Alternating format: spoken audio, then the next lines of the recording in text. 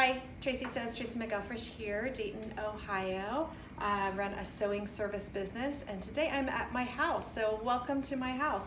I have been gifted this beautiful, maybe 60s white sewing machine, model 8931, and it didn't seem to want to work, and I'm looking at this machine, and the chrome is shiny. It looks like it's never been used. It's beautiful. I decided that maybe it just needed to be oiled. So I unplugged it. Very important, always unplug your machine before you go in. It's very dangerous if you don't. And I took sewing machine oil. Always use sewing machine oil. If you use regular oil, later on it will gunk up. It may work at first with the regular oil, but then it'll start to stick and you'll never get it out. It'll be like glue. So sewing machine oil. And I looked for every metal moving part that was in the top up here. I just removed this plate and I oiled all of these. These old machines were made so that you could maintenance and oil them yourself. And they needed to be oiled because it's mostly all metal. Metal moving parts with metal on top of metal needs to be oiled. And then for the bottom part, you just lift this up and you look for any metal moving parts. Generally, those metal moving parts will have a little hole. And that little hole is where you put the oil in, and you'll see all the points. And sometimes you can look it up. You can find the manual if you have a vintage machine online just by looking it up with the name of the machine and that model number.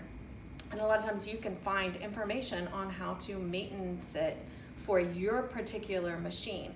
But I knew that each little hole needed a few drops of oil, and so I've got it all together. This particular machine I've used before in classes, so I knew I've never owned one before. It's very exciting, but I knew that the needle needed to go to the side or it would not connect with the hook and lock in with the bobbin thread. So that was the first thing that I'm like, oh, I've used these, except for the one I used was baby blue, and I knew that that was a thing. So the big thing with these is that they were made in Japan, and they are supposed to be able to sew through really thick things. So I've got 4 layers of pretty thick cotton here, and we're just gonna give it a test. I have adjusted the tension and adjusted the tension in the bobbin until I knew it was correct, and let's just give it a whirl and see. I'm gonna spin this hand wheel just to get it started so it doesn't go crazy.